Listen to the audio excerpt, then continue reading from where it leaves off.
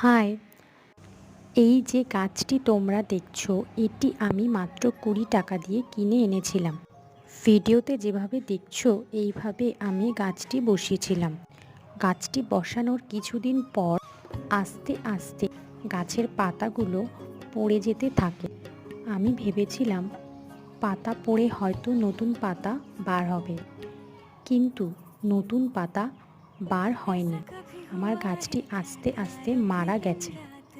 আসলে গাছটি বসানোর সময় গাছের শিকড়গুলো আমি আলগা করলেও গাছের শিকড়ের উপরের অংশের মাটিটি আমি সরিয়ে দিইনি, যেটি গাছ বিক্রেতা অতিরিক্ত দিয়ে রেখেছিল।